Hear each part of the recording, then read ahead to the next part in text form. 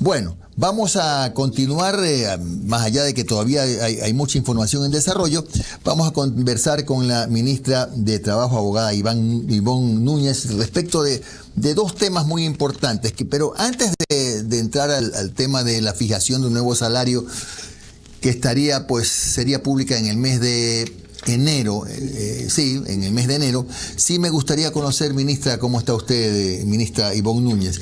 Me gustaría conocer si han recibido alguna información ustedes respecto de las personas que por la violencia, por el paro, etcétera, no pudieron presentarse a sus lugares de trabajo, y si efectivamente está en pie esto de, no sé si exactamente es excusarles el incumplimiento o de qué manera van a justificar esos días que no han podido trabajar. Indudablemente en Imbabura, por lo menos, muchos empleados no pudieron trabajar, públicos y privados. Muy buenos días, muchísimas gracias por esta cordial invitación. Por fin estoy aquí de manera presencial con todos ustedes, me siento muy bien.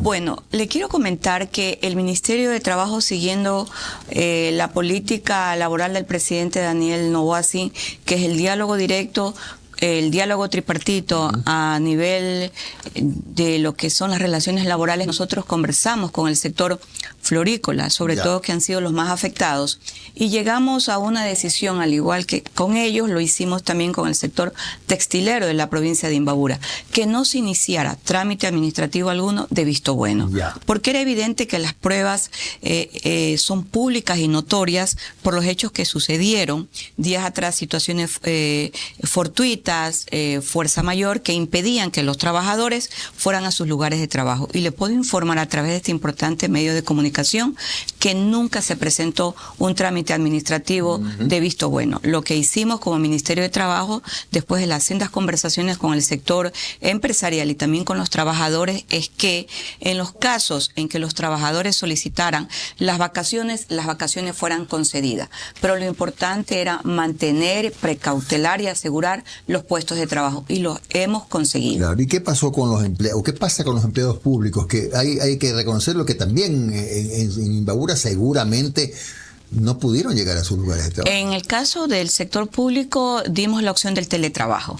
Entonces el teletrabajo ha permitido continuar con las actividades, y en materia laboral, en lo que se refiere a la Inspectoría de Trabajo y a la Dirección Regional de Imbabura, se suspendieron plazos y términos en trámites administrativos que se estaban sustanciando y que se van a seguir sustanciando. Entonces, la fundamentación para la suspensión de los plazos y términos se los dio justamente en base a la fuerza mayor. Se están reuniendo ya, tenemos conocimiento, trabajadores, sector privado, ministerio, para tratar de fijar el incremento, si se da, del nuevo salario a partir de enero.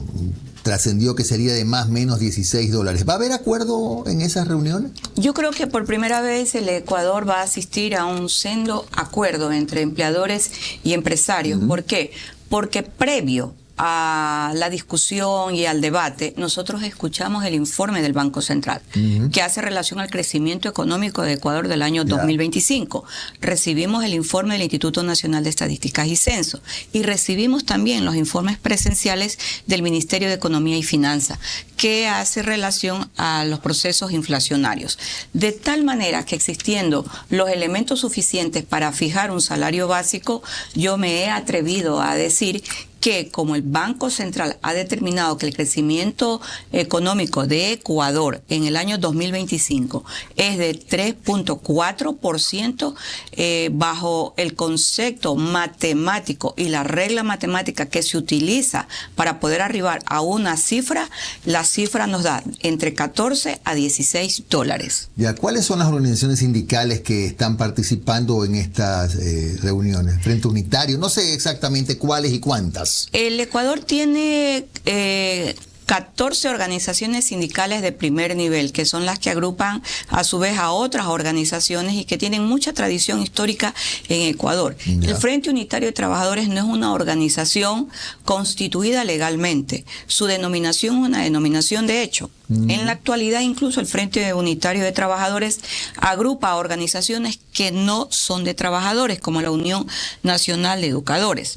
Sin embargo, nosotros, en esta nueva conformación del Consejo Nacional de Empleos y Salarios, reformamos el acuerdo ministerial por varias razones. Primero, estamos permitiendo ahora la incorporación de la tecnología a fin de que aquellas personas que son miembros del Consejo Nacional de Empleos y Salarios no se puedan trasladar a la reunión física, puedan hacerlo virtualmente. También el uso de la firma electrónica. Y le quiero comentar algo. Nunca antes el Ministerio de Trabajo había asistido, porque nosotros así lo determinamos, a un proceso eleccionario muy amplio entre los trabajadores y muy amplio con el sector de los empleadores.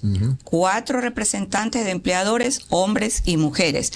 4 representantes de trabajadores, hombres y mujeres. Y es aquí, en el momento del proceso electoral de los trabajadores, que el Frente Unitario de los Trabajadores decide abandonar el proceso electoral.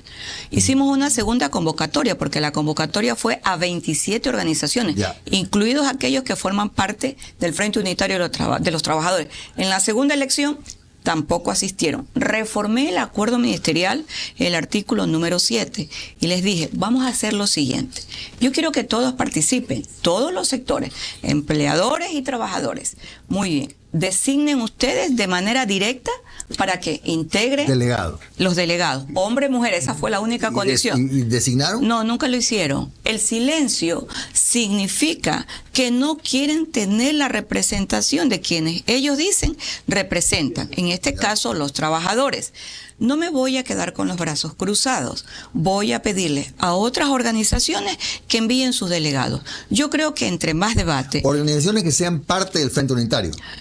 Ya no, ninguna de ellos. Yo convoqué a la CEOL, yo convoqué a la CEDOCUT y convoqué a la UGT, que incluso tanto la UGT y me parece que la CEDOCUT forman parte del proceso electoral que se avecina, porque le ha sido el resultado en el Consejo Nacional Electoral es favorable para que hagan campaña electoral y van a recibir las erogaciones. ¿Están participando en las conversaciones por temas salarios? No, no están participando, no lo van a hacer, han decidido abandonar el debate.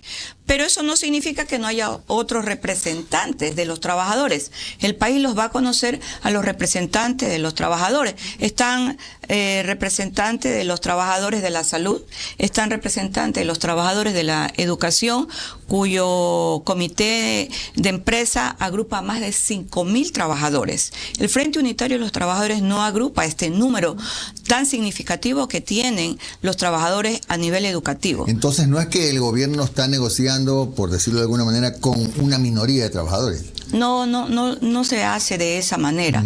Nunca antes se había... $16 va a ser más o menos el incremento. ¿Ya acordaron eso? El cálculo matemático se lo hace de la siguiente manera. Se toma el último salario básico unificado, el actual, 470, ¿no es verdad? Ese 470, que es el salario básico, que es la cantidad que nosotros la tomamos, tenemos que multiplicarla. Podemos escoger la inflación o podemos escoger el crecimiento. Al tener un crecimiento favorable del 3.4%, ese resultado yo lo tengo que dividir para 100, porque es 3.4%. Y allí me sale una cantidad.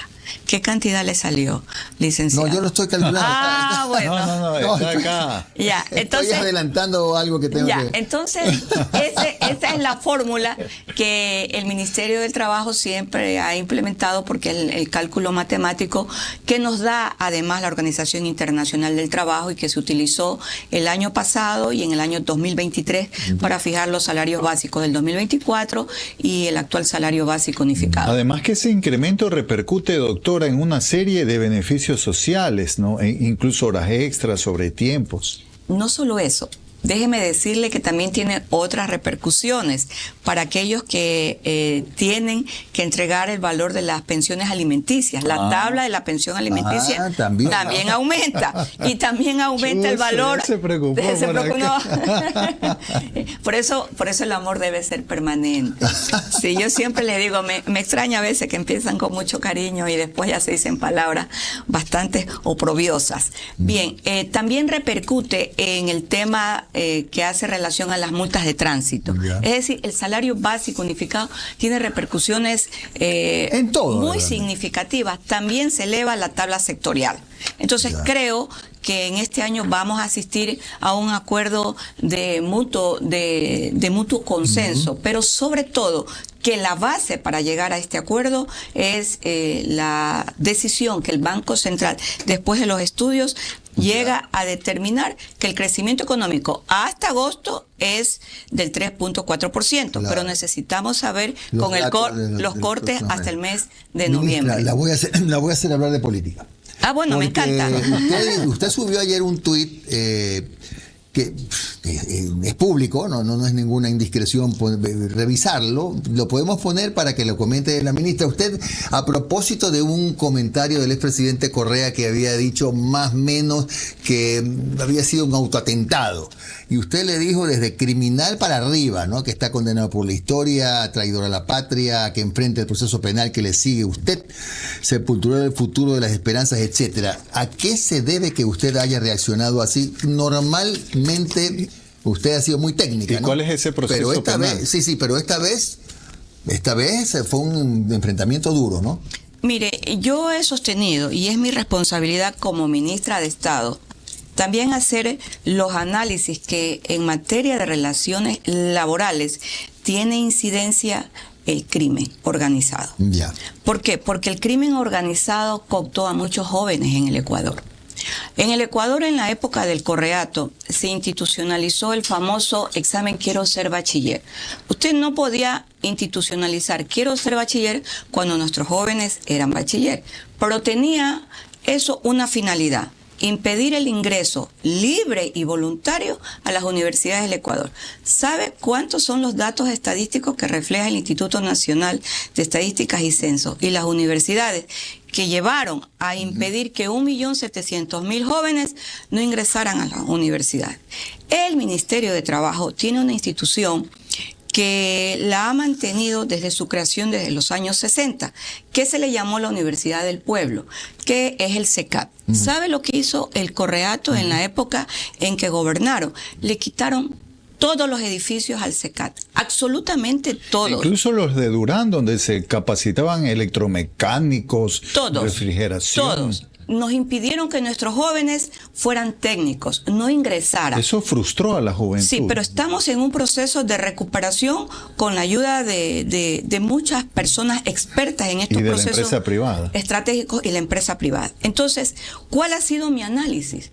¿Por qué los jóvenes no pudieron, primero, capacitarse académicamente y técnicamente? ¿Por qué fueron a las bandas criminales? Porque fue una política diseñada de cooptación. Entonces, cuando yo hago este análisis, tengo que necesariamente concluir a quiénes fueron los responsables, cuáles fueron los objetivos y las finalidades. Esto por un lado. Pero por otro lado, hay que pensar por qué se gobernó de esa manera en la época de Correa. Evidentemente, esto me llevó a mí a sendos análisis y a lectura de casos específicos. Y les recomiendo, lean el libro El juego del camaleón, de Arturo Torres. Y van a encontrar allí los primeros pactos económicos de la FARC con el señor Correa. Cuando alguien hizo lo que hizo Correa, entonces yo estoy frente a un individuo que gobernó de manera criminal, porque favoreció a la criminalidad internacional. Porque la FARC, si bien es cierto, nació como una expresión en los años 60 en Colombia para la toma del poder, terminó siendo el brazo armado del narcotráfico en Colombia. Perfecto. A Correa, el año pasado, yo le inicié un proceso de denuncia pública, por hechos públicos y notorios además, por versiones expresadas a nivel internacional en el conflicto armado que tiene el Ecuador. Y él tuvo una posición en contra. No solo eso, el mismo presidente a quien respaldó él, que gobernaba México, presentó una denuncia en la Corte Penal Internacional, me refiero a López Obrador, y él, en vez de decir algo a favor de el Ecuador, se benefició diciendo que México tenía la razón. Ese caso nosotros lo ganamos en la Corte Penal Internacional. Yo le presenté la denuncia por traición a la patria. La denuncia está avanzando. Cada vez que se lo convoca, me huye. Pero esa se está ventilando aquí, no ha trascendido demasiado como va ese. Porque es una indagación previa y yo la tengo que manejar como tal. Cuando él hace expresiones a favor de bandas criminales, estoy entonces frente a una persona que evidentemente no respalda al Ecuador, no respalda la lucha contra el crimen organizado y contra la minería ilegal. Por eso su trino. Pero por supuesto. ¿Y por qué le digo que él ha sido sentenciado como criminal? Porque la teoría en materia penal es que se ubica como criminal a quienes hayan recibido sentencia por delitos mayores.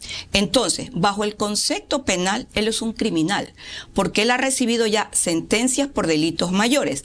Además, tiene una cola muy larga de procesos penales. Hace todo lo posible por tomarse el sistema judicial.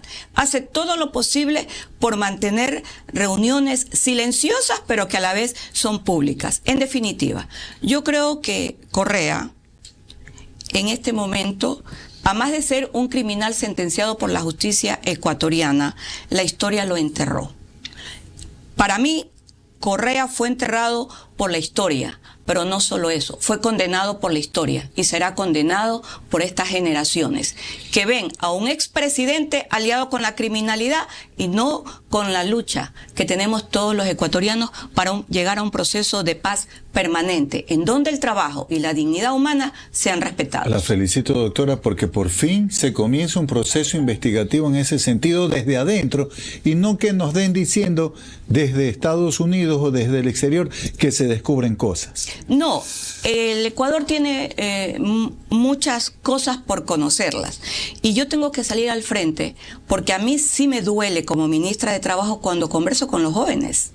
Cuando los jóvenes reciben un trabajo a través de la ruta de la empleabilidad, yo me alegro mucho porque sé que entregarle el primer trabajo a una persona, porque yo también lo tuve y todos ustedes tuvieron su primer trabajo, es motivo de alegría, no solo individual, sino también familiar. Bien, muchas gracias a la ministra abogada Ivonne Núñez, que ha estado hoy con nosotros en un café con JJ.